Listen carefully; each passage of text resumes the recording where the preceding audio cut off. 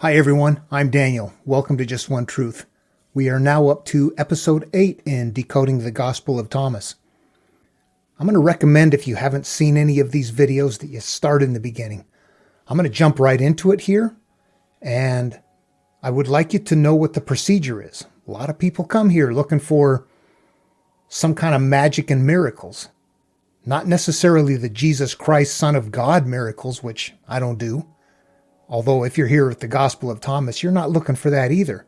But most people looking for the Gospel of Thomas are looking for some kind of magical, mystical, yoga, center, Jesus, how to heal people that are blind and that kind of thing.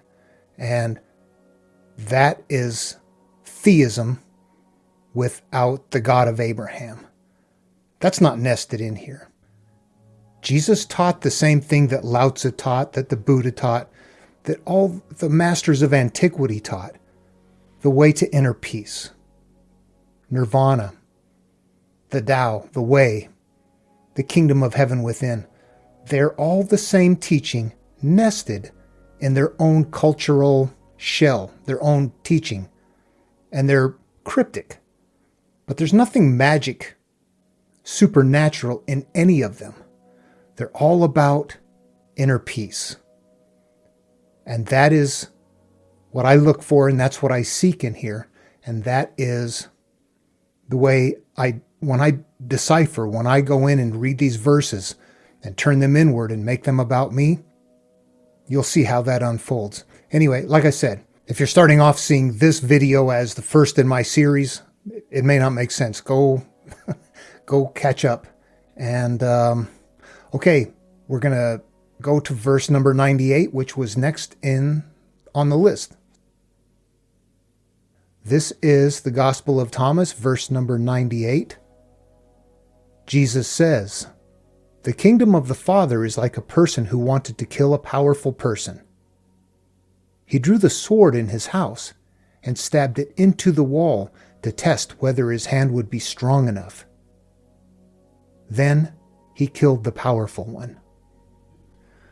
Okay, I find this to be a very incredible verse and one that is so important to understand. The kingdom of the Father is going to be like the kingdom of heaven within, this nirvana place, this place of peace. You're looking for a state of being. And the reference here, the metaphor here, the kingdom of the Father is the place of joy, peace, love. So we're going to put that there metaphorically. The powerful person, all of this teaching has to do with the self.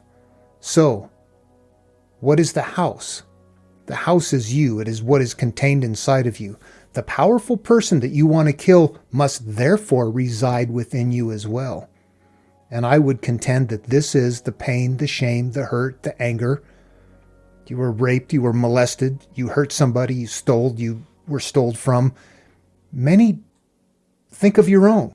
Whatever it is that you think of that you're like, oh my gosh, I could never tell anybody this. This is too shameful. It's too hurtful. I feel too much guilt. I'm going to keep that put away. That is a powerful person that you have to kill inside your own home. Do you have the courage to do that? Do you have the strength to do that? If you can do that, well, that's a good thing. If you can't do it, well, then you're not going to get to the kingdom of the Father. You're not going to get to that place inside. We're taught in our society, I don't know if this is globally, but certainly in our society, tough it out, keep it inside, don't let anybody know. That is akin to spiritual suicide. That is harboring things knowingly. Creatures, monsters, weeds in your garden. All the metaphors are there. It's keeping things inside of you that hurt you. And you know that because they act out and they take up space in your capacity to create. They take up space that you don't have available for what you want. It's a filter that can only manifest through it in something that's the same nature of it. And it might not be something you like. It might be something you hate, but it still comes out that way. Throughout this series, I have repeatedly used the example of my own life, coming up from an abusive home and running away and living on my own as a teenager, getting taken off the streets by people who thought, oh, you poor thing, you can't survive out here. And then they molested me. And having things happen in life that were so hurtful, they affected me, they made me angry, but I was never going to tell anyone because they were so shameful that I couldn't tolerate myself for it. And I thought other people would feel that same way. And I harbored that, and it hurt me. And not until I was able to realize, you know what? I think I see what's happening here. And even though it happened and I got hurt, I have to make some changes. I have to view that differently. I have to get it out into the open. I have to learn how to be okay with it. Only then was that act of killing the strong person accomplished. And I will tell you that changed my life. That wasn't the only thing. There was a lot of strong men, a lot of strong people that had to be taken care of. There was a lot of demons in my mind, a lot of skeletons in my closet, and I had to resolve them all. Something that I have said in previous videos, and I want to just briefly cover it here, is that I don't know that you have to tell people. What you have to do is be okay with it. And if you are okay with it, then by default, you should be able to tell people. It almost seems to me like there's a healing process that involves an exchange between you and somebody else. But the main thing is that in your mind, you have to be able to view the memory of whatever happened in such a way that you're like, I'm okay with it now. When you're not okay with it, you know it, and only you know it. So I'm not saying that you have to go tell everybody your deepest, darkest secrets. That is a very scary proposition. If, however, you get to a point where you realize, I can't manage this and I have to open up about it with somebody. And, don't do like me and put it on public. Just keep it between you and your friend that's on this path with you, where the two of you understand things and talk it out there. Start there. And to me, the biggest indicator of whether or not I've been successful is because I can lay it out there and go, I don't care anymore. It doesn't hurt me. And if somebody knows, they can't hurt me with it because it doesn't hurt me.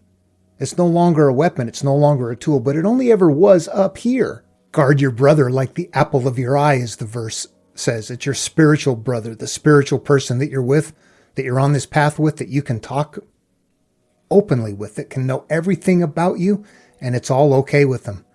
That's the person. It's incredibly important to kill that powerful stuff. This doesn't tell how to do it. Other verses do, but this is one here that says you got to go inside and clean house. Remember the DVD about the law of attraction, where the end, when they said all those things that have happened to you, it's just called so what? Sure. Yes, if you have bad perceptions, somebody stole my bike one time and I was mad about that, and I'm still thinking about it sometimes, and I need to let that go because I understand the person. There's things that are benign, things that happen to you that happen to a lot of people, and you realize, okay, I can let that go. But if you've been raped, molested repeatedly, hurt, violently, really, you've got some things inside of you that are not okay, and you know what they are because of the way you feel about them. And only you would know that. Is it something you can freely talk about and be like, it's okay? Or is it something that makes you mad, that makes your palms sweat, that makes your heart race? Those are problems. And only you would know that. Unless you're acting out and other people observing would say, ooh, there's a demon. There is something inside of that person that hinges with that behavior right there. So it's observable to other people. But from within yourself, you might be able to keep it quiet and not say anything, but you know how you feel. Those are the things that you have to resolve. They're a part of what prevents you from getting to the place of bliss. Bliss means having everything cleaned out. And when you maintain space for a lot of things inside of you that you don't like, or even one thing that you don't like, you're not getting there. It's all or nothing. You either get there or you don't get there. But to be completely honest, just resolving some things improves your life. It makes you feel incredibly good. Only you can decide whether or not to clean out everything. But at least this is what this teaching is about. In Jesus' teaching, in Buddhist teachings, in all of these teachings of how to find that place of peace, that enlightenment, none of them say, sweep some stuff under the carpet, hide some things away. Go ahead and just deal with that stuff, tough it out. No. They talk about wiping it all out. It's really all or nothing. Buddha has a reference of becoming empty. Jesus has a well-known reference, blessed is the poor in spirit. This is empty. Poor in spirit sounds strange, doesn't it? But if they're talking about what is in the brain and all of those things you harbor and you get rid of all of those things, you are devoid of the wealth of hell, I guess, then these are references to getting all of that out. That's what this verse is about, and it's an incredibly, incredibly important verse. Okay, moving on. Verse 99. The disciples said to him, "Your brothers and your mother are standing outside." He said to them, "Those here who do the will of my Father, they are my brothers and my mother. They are the ones who will enter the kingdom of my Father." Okay, this is a fun one. I don't think it's particularly easy to understand without unpacking a few things first. Let's look at it on two levels first. Let's look at the outer shell. Let's look at what would be the theistic interpretation if this was a Christian verse. And I talked to a family member actually. We went through this together, the whole Gospel of Thomas, and he gave me his thoughts on it. And his thoughts on this one were, to him, quite simple.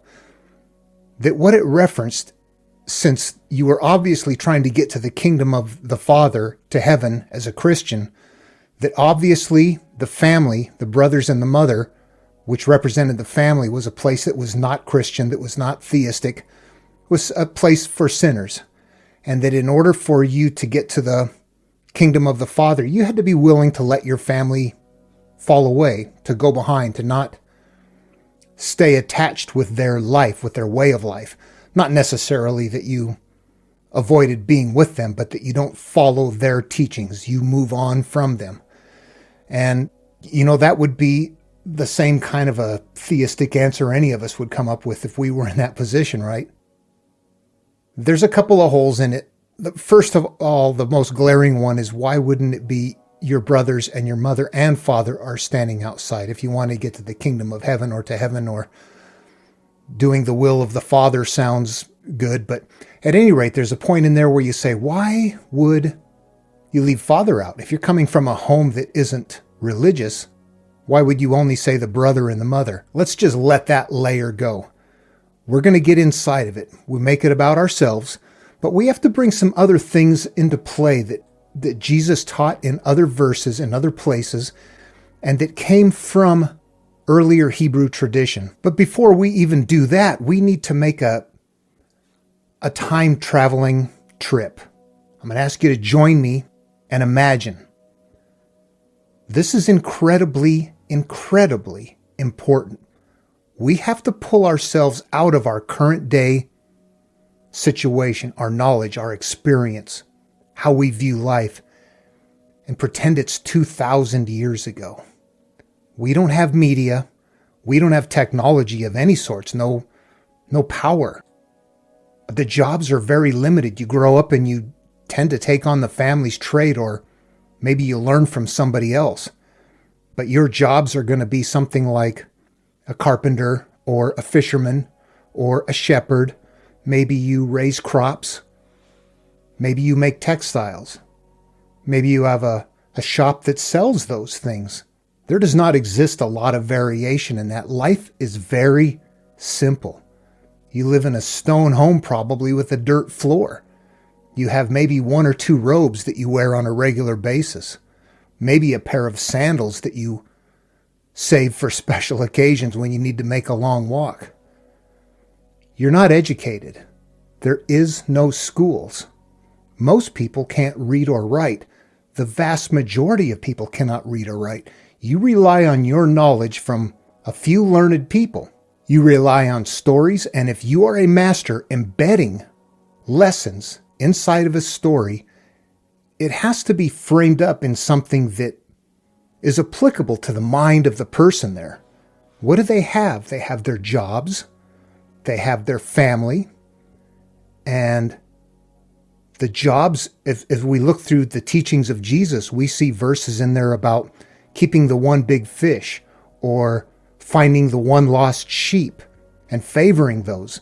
These are the same lessons being nested in teachings for the people in that community, in that time, in that place. You can't teach outside of what they know, and their knowledge is limited.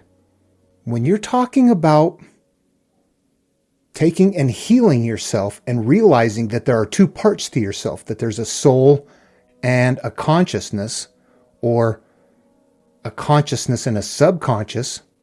We know the subconscious, but they wouldn't have. They would have used the term soul. That the idea for healing is to combine those things. How do you create a nested lesson that puts that into a story that will go far and wide?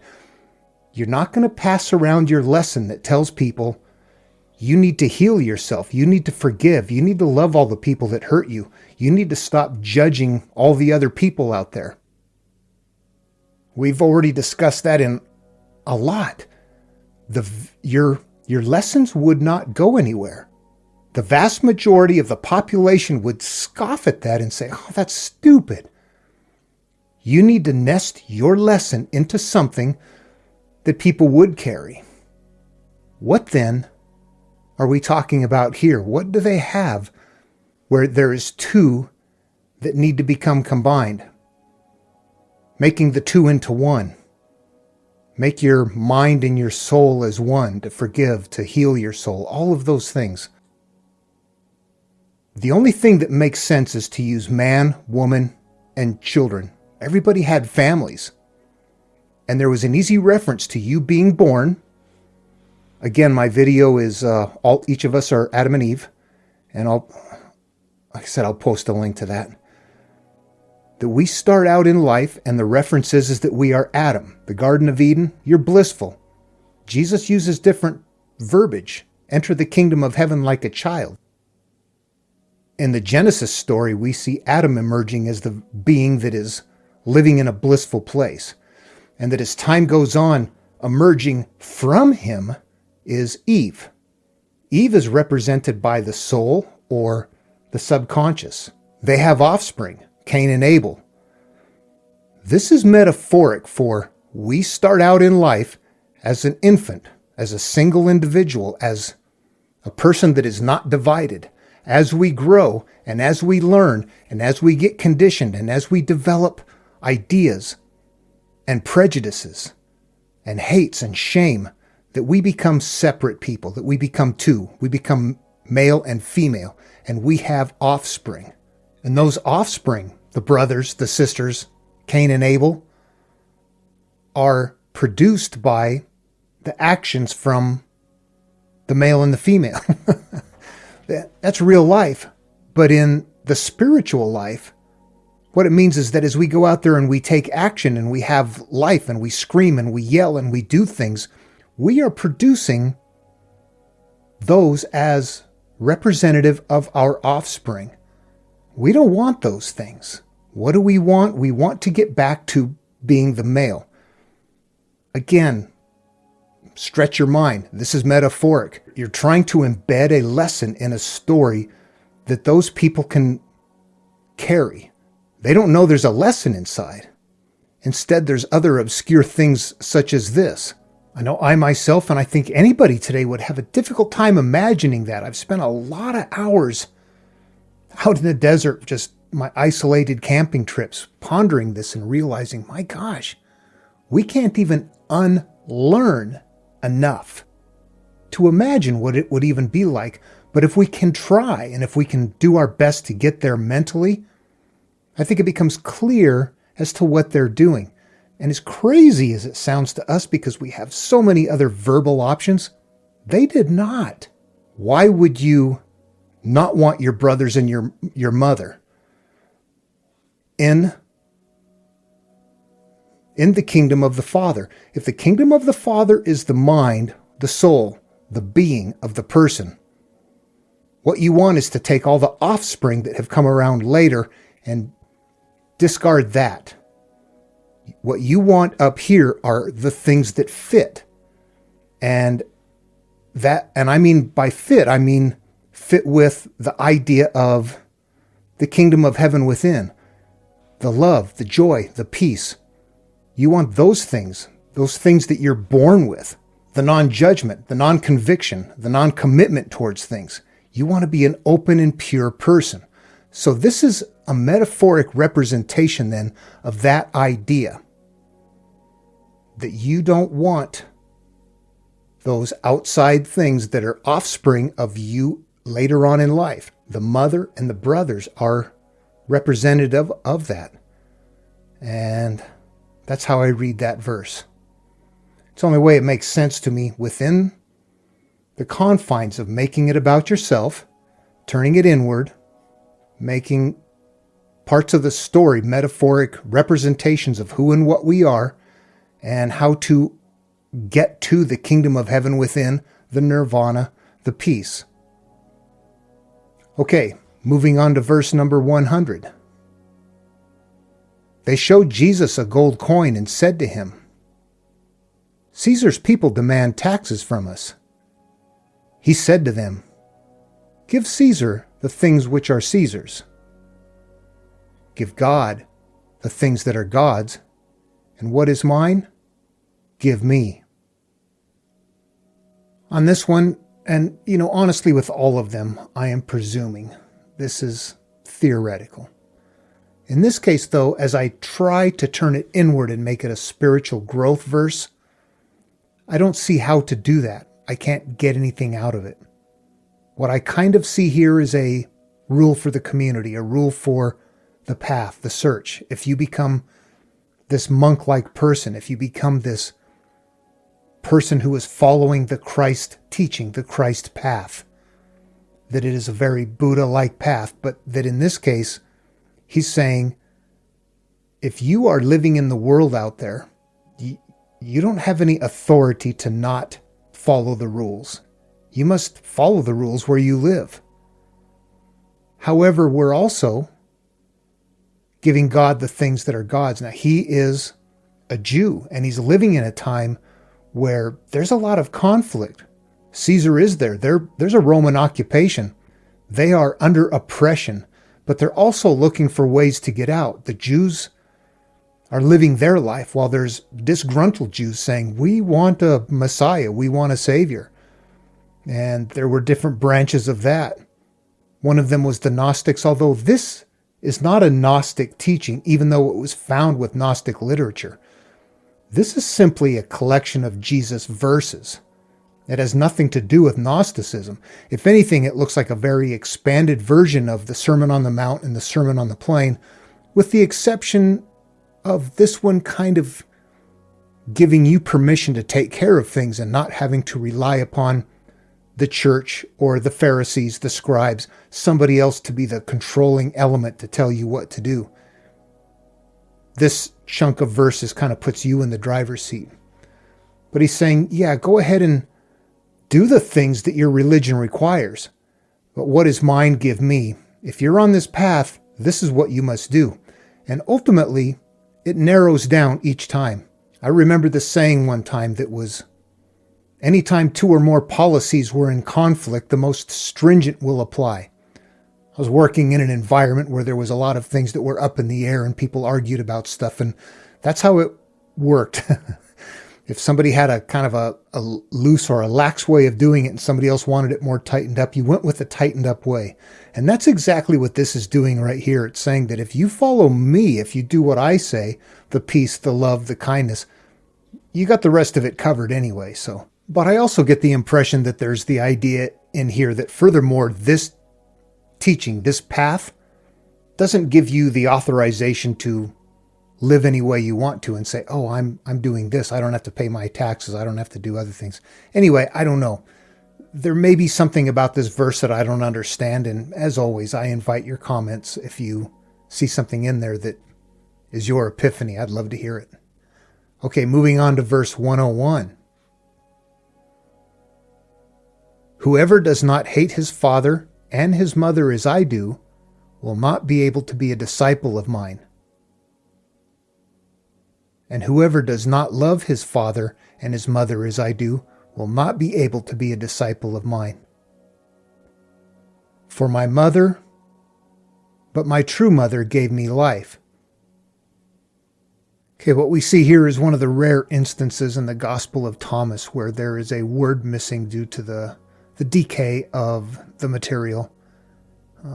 Much of the Nag Hammadi is in pretty bad shape. This one is in pretty good shape, the Gospel of Thomas. But right here, we're missing a word. If I use a different translation, I'm going to use my Marvin Meyer translation here, and it says essentially the same thing. However, it does include a word that says falsehood. For my mother gave me falsehood, but my true mother gave me life. And my Meyer version does not include that either. So I don't know how much confidence to have in the additional word. However, as I read through here, it's very much a conundrum anyway. Oftentimes I will go through these verses that are worded in the most obscure way, and I will just rewrite them in something that is more plain language and something that doesn't have all the double negatives and things like that in there because it becomes difficult to understand. Does not hate as I do will not be able to. It's like, what? It sounds like what this is saying is if you hate your mother and father like I do, you can't be a disciple. If you love your mother and father as I do, you cannot be a disciple. Now, there is one thing that I do believe I gather out of this that is very helpful is the idea that there is two mothers and two fathers. That kind of gives credence to the idea that in the physical world, you've got a mother and father, and in the spiritual world, there is something else being referred to as a mother and father.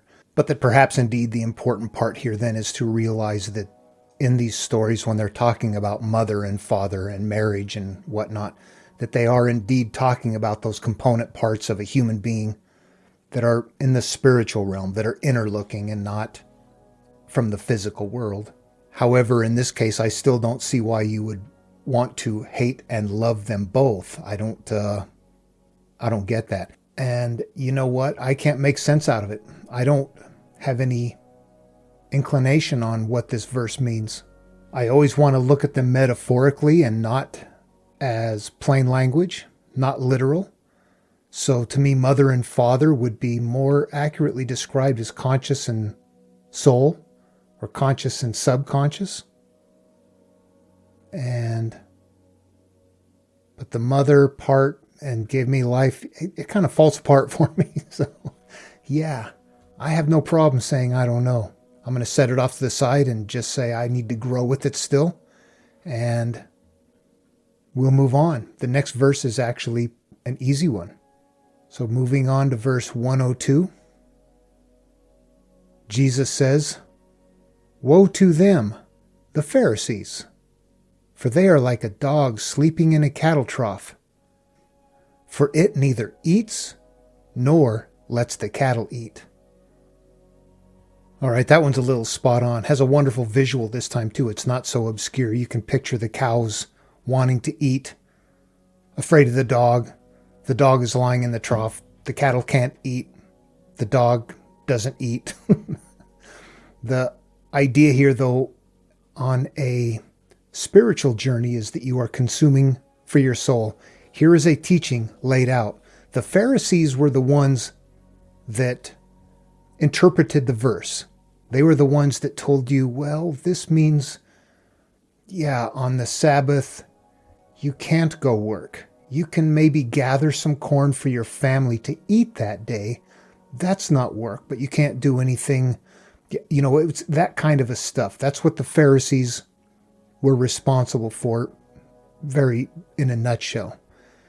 And they were the ones that supposedly knew the verse and knew what everything said. And he's saying here that they don't access it. They don't get what's inside, and they don't let anybody else get to it either. They don't feed it to them. They don't feed them the truth. They don't look in the verse to see what is nested, in my opinion. And therefore, nobody, not even the Pharisees themselves, get access to it. I would correlate that with still being the case today. That from a standard Christian perspective, if you're at the outer layer trying to read the Bible literally, or maybe metaphorically you're trying to read it, but you're still interpreting part of it metaphorically and still saying some of the stories are literal, that Adam and Eve actually happened, that the flood actually happened, instead of finding deep embedded spiritual meanings in those, that you are not gaining access to the nested teaching. And that ministers and all the church leaders today, I don't know that they know it or not. I think at local levels, absolutely not. The evangelical ministers, no, they have no idea what's inside the Bible. It's not for them. They don't eat, nor do they let their parishioners eat.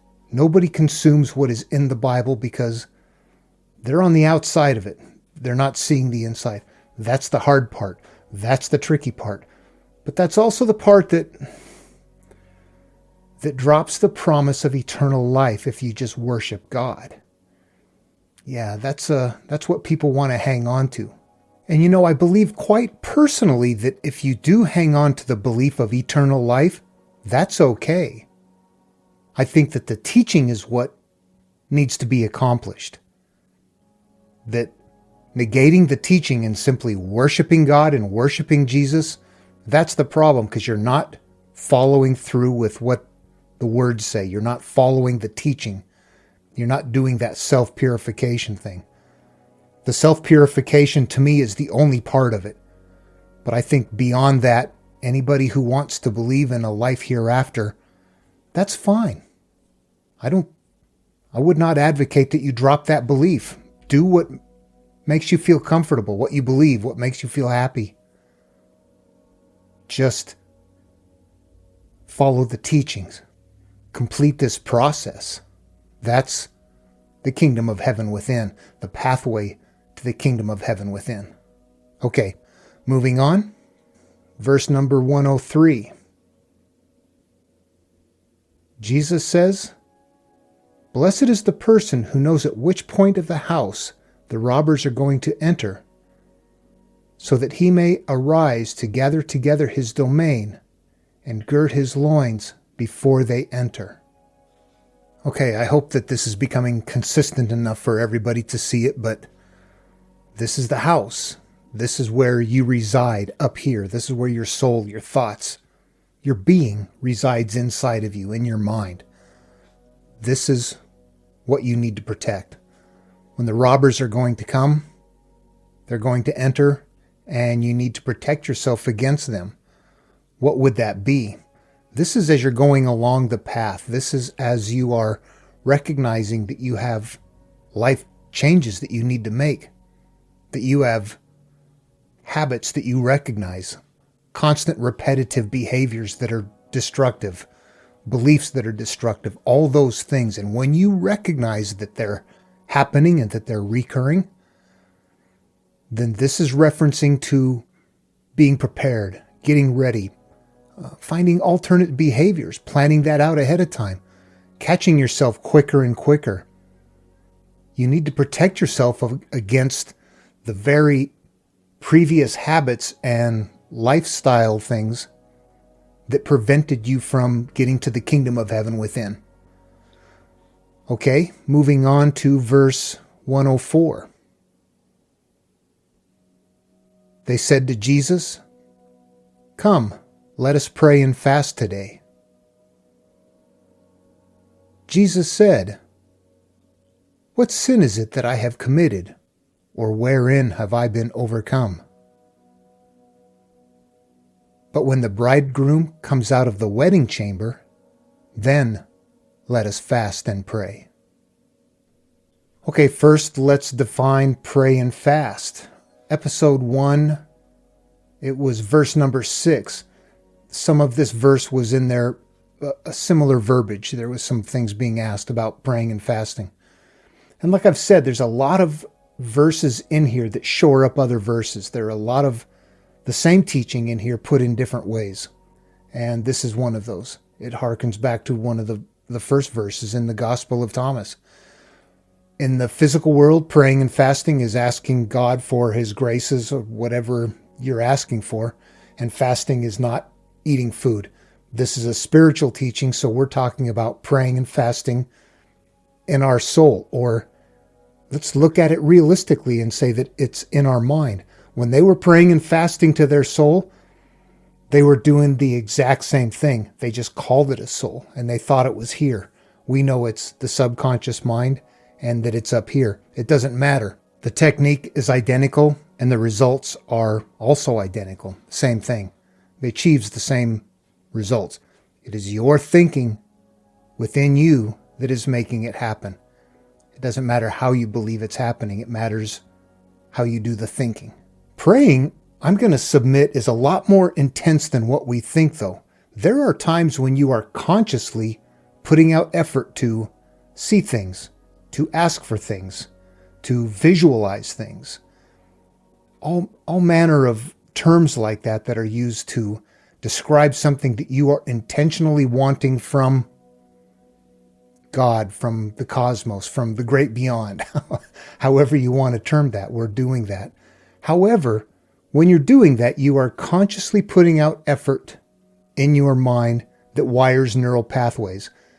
The more successful it is kind of dependent upon the quality of your thinking about it and the intensity and the duration of it, as well as any potentially wired in beliefs, concepts, experiences that you have that interfere with your success. It's very important when you want to accomplish something to have a more clear mind. We'll get into that in another teaching. You can't just ask for something once typically and have it happen and be kind of nonchalant about it. The more intense you are about things, provided you are meeting all of the other criteria, this is about getting to the kingdom of heaven within, not about having possessions or things that involve other people. This is only you. It involves you. So when you're praying and fasting, you have to keep that in mind. You're limited to within those constraints. You have limited ability to affect other people. That's like voodoo, isn't it? No, that doesn't quite work. So it's about yourself. When you are viewing something constantly, if you are constantly watching media or constantly focused on something, you are accomplishing the same thing. You wouldn't call it praying, but you are focused on wiring your brain. No, you're not. You're focused on whatever it is you're focused on, and it is wiring your brain. You don't think you're doing that, but that's exactly what's happening. I don't think that they were quite on board with that idea. They were asking. Somebody throughout the day might be constantly worried about something, and they wouldn't call that praying. But it's the same effect. They're putting into their mindset the wiring and putting out the energy for that to happen. So praying is that. We are exercising our conscious thinking to accomplish a goal or to get something, or, yeah, you get the idea. Fasting is not taking anything in. It is purposefully keeping your mind devoid of thoughts. It is finding inner peace. It's not letting it fly all over the place.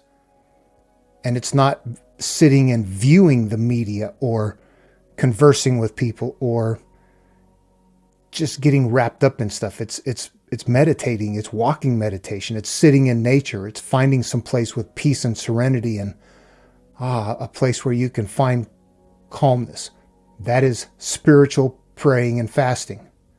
Now moving on to the next one, the next line where Jesus says, "What sin is it that I have committed, or wherein have I been overcome?"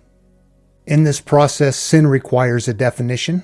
I've defined it previously in other places, but I'll do it again here. It needs to be, sin is not simply something like a violation of the Ten Commandments, or, the things that we know are hurtful, or taking people's property, or just all those sorts of things. Sin in the spiritual teaching is ought, transgression, a variety of different words that really mean the negative concepts that you hold inside of you, your limiting beliefs, your hurtful beliefs, even your pain and shame, even if it was something that was done to you from somebody else, something that made you what you believe to be a victim, and you carry that and you harbor that within you, that is still a sin. It doesn't mean that you were the perpetrator of some bad action against somebody or something. If we define sin in that way only, there's not much we can do. We just have to live with our hurt, calling it a sin that somebody else perpetrated against us, not realizing that it is now a component part of who and what we are. When we realize that sin is more broad-based than that it is really all of the negative concepts that we hold inside of us, and those limiting beliefs I said, and the prejudices, all of the convictions that we hold, that when they're there, they take up brain space and can only allow us to manifest energy through them in the nature of what they are. We limit ourselves by having all of those in there, so we need to clear them out. That is what sin is. Sin is the things that prevent you from being one, that prevent you from being empty, as Buddha called it, or poor in spirit, as Jesus called it. We want to clear out all of that stuff for a variety of reasons, not just because it makes us feel better, but because it gives all of our, I hate to use the word, all of our channeling capacity is available to us. It's not tied up with things that we want tucked away, hid, doors closed. Don't let that stuff out. That limits our capacity. Sin, then, in this spiritual teaching is the accumulation of all of those things that some people would call it your shadow. Eckhart Tolle calls it your pain body. It's essentially the accumulation of stuff that you have inside of you that interferes with your ability to channel, to manifest, to create with everything available. It takes up space that you don't have available to you. We need to get rid of all that stuff. And remember that as we're looking at that stuff on this spiritual search, that it's a very personal thing. You know that it's a sin by how it makes you feel, or a transgression, or a ought. I hate that term sin has baggage to it. People don't like to do that. I didn't sin. I didn't either, but open up the idea of what it is, and like I said, it's more accessible. Using an example though of like maybe you're a kid and you played doctor or nurse with the neighbor kid or something, and you both grow up, and one of you is very ashamed and embarrassed by it, and the other one's like, I don't care. The person that is embarrassed and ashamed by it, they have a problem with it through their perceptions. The other person doesn't have a problem with it through their perceptions. So this is not tit for tat. This is not event. This is not physical-based activity, although it generally is.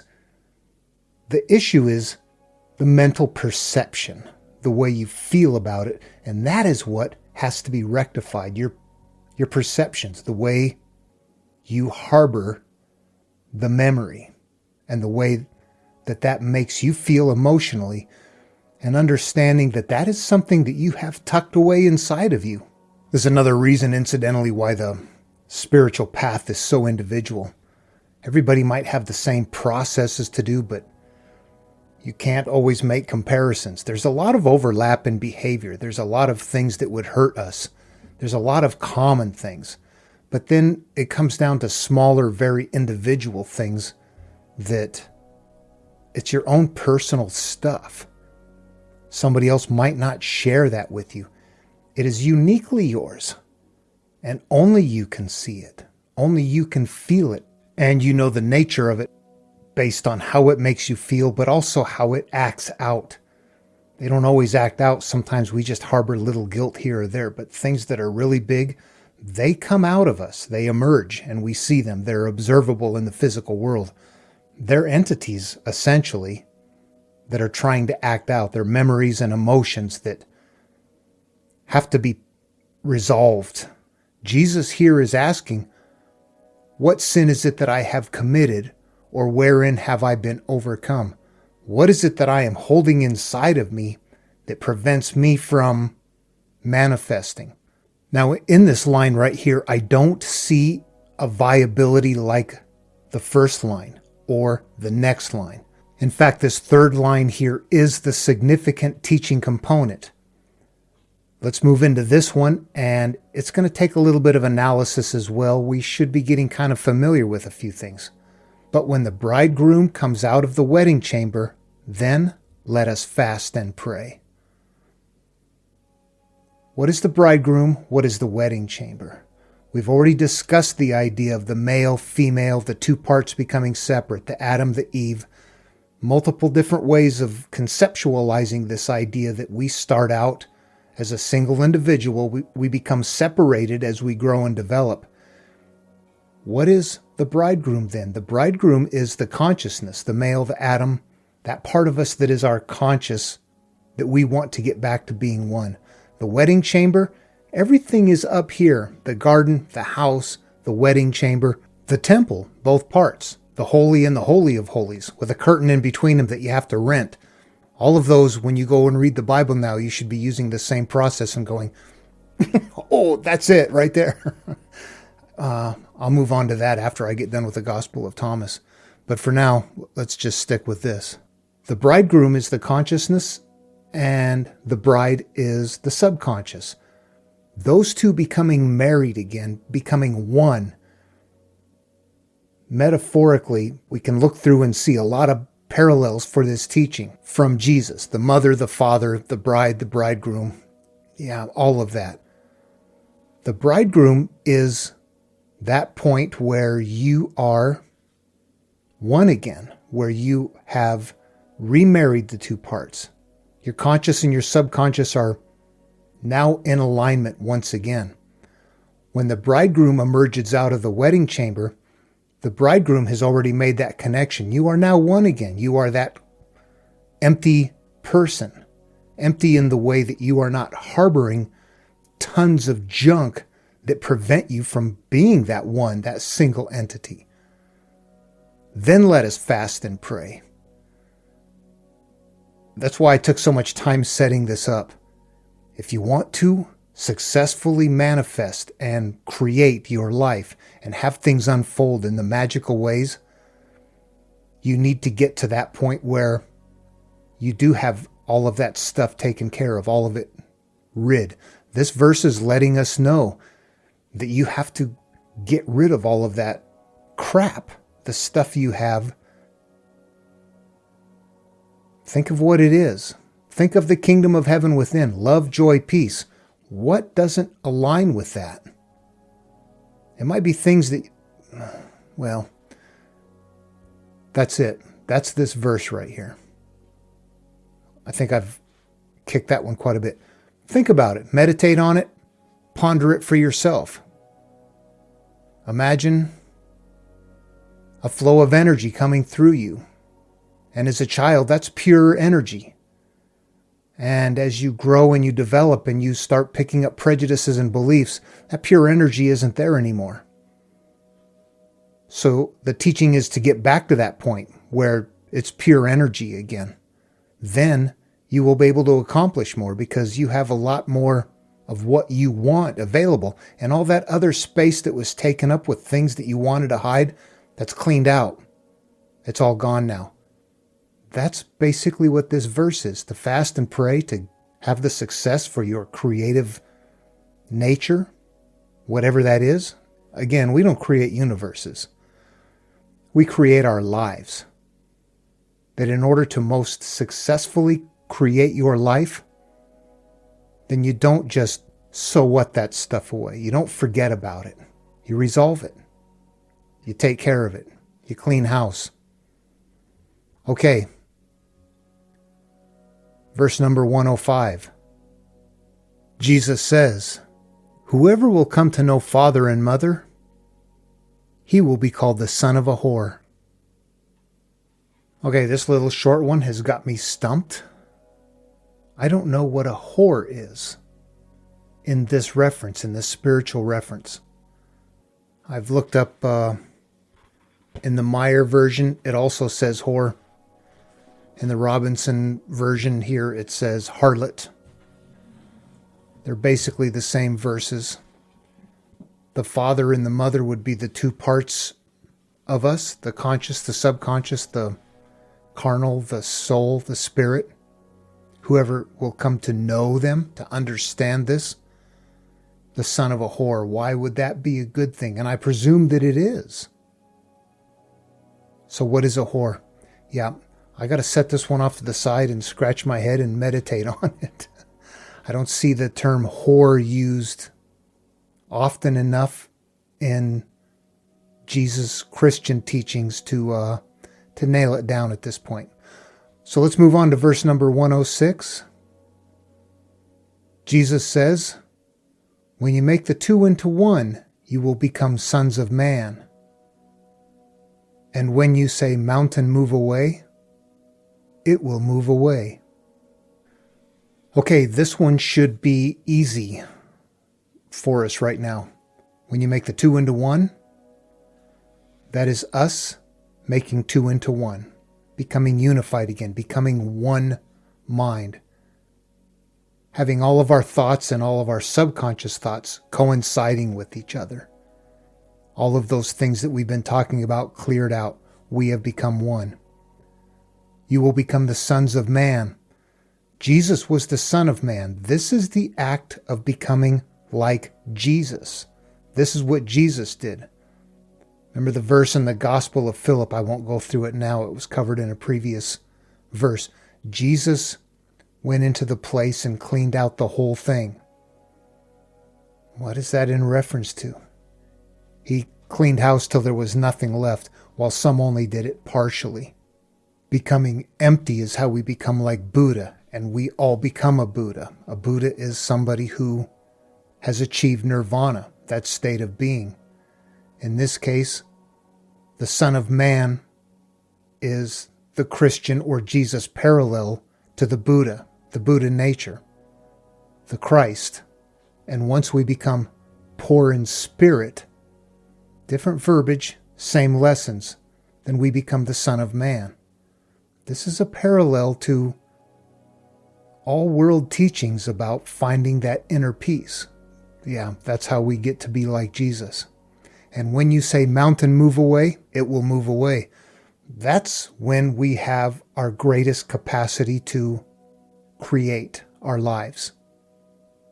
That's that verse right there. Simple, sweet, beautiful. Okay, moving on.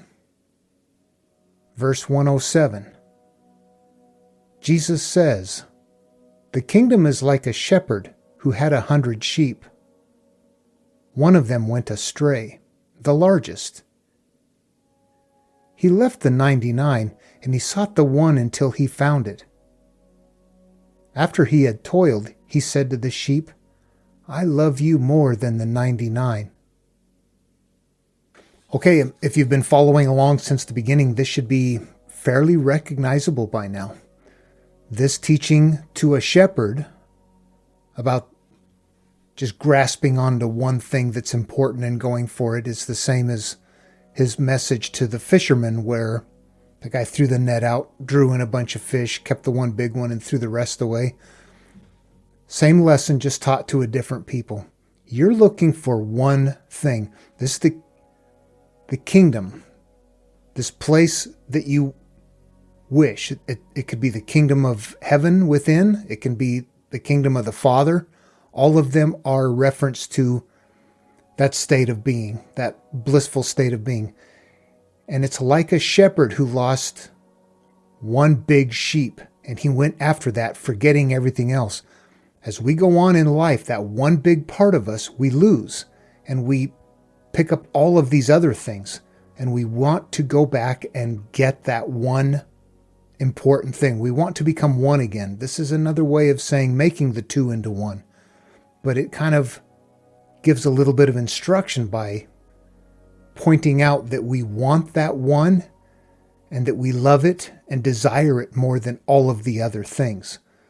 So this kind of leads us down that path of getting rid of the unnecessary things. Now, we may like those things, we might desire those things, but they could be things that are in the form of addictions or just bad thinking, stuff that we get caught up in. So we have to pay attention to that. It's not simply things that you feel bad about, but things that you are doing that are bad to people. Jesus laid out a lot of teachings, including, here's one that I love. It's not enough for you to love your family and your friends, because your enemy does that too, but also love your enemy. I don't see that in the Gospel of Thomas, but I see that in the works of Jesus. Those are all component parts of this teaching. It's not good enough to feel okay about hating the black people or hating the white people or hating the brown people or hating the Muslim people or the Hindu people or anything like that. Or the poor people, the people on welfare, the people that are ugly. All of that stuff is in a mind that is in that 99% or that 99 sheep, that whether you like them or not, you need to get rid of them. You need to love that one more than all the others. If you're on this path, you will make that choice. If you decide you don't want to do it, then you're not on this path committed to it all the way. Okay, moving on to verse number 108. Jesus says, "Whoever will drink from my mouth will become like me. I myself will become he, and what is hidden will be revealed to him." Okay, drinking from the mouth of Jesus is what? Consuming the teaching, consuming his words.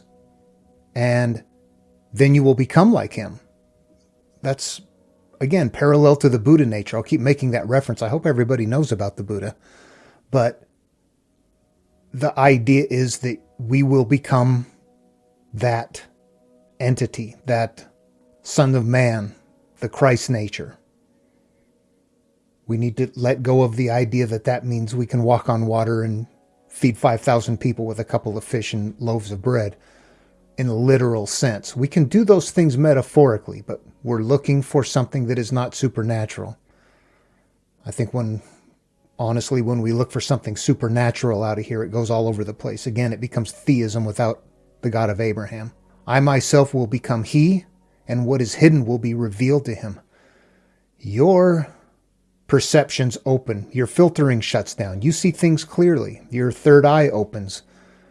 All of the above. You see things clearly. You see and realize that what is happening in the physical world is the final manifestation of the energy, and that you understand and realize that in order to change what is in the physical world, you change what's in the energy world. The physical world is done. When it happens there, that's the last stage of growth and development. It starts out as a root, grows into a tree, it produces fruit. The fruit is the last step. The manifested action is the last step.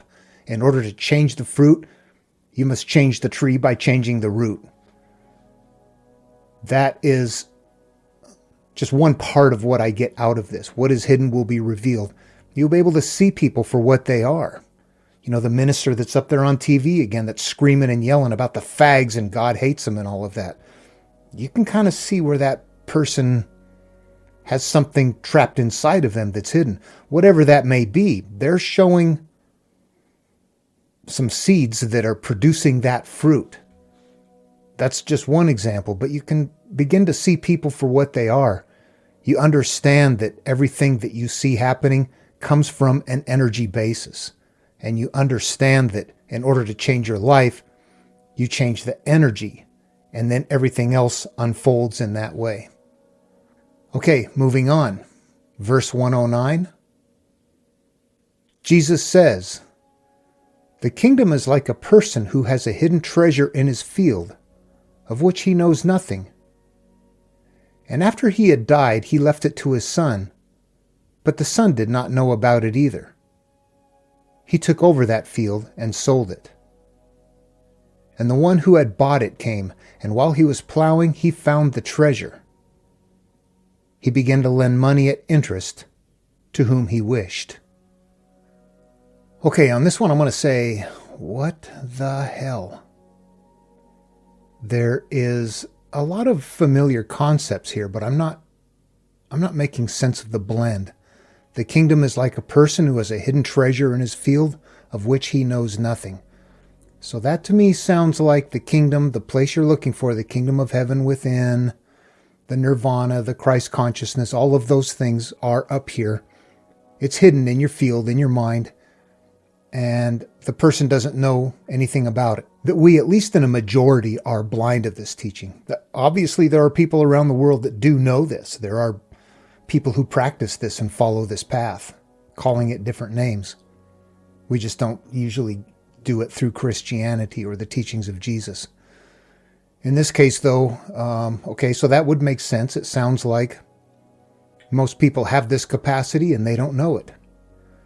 He left it to their son. What is the son in the spiritual realm is like the offspring of you. Cain and Abel being the offspring of Adam and Eve, or the things that you do in life that are good or bad, things that you are known for, your fruits, your production. Those are your offspring.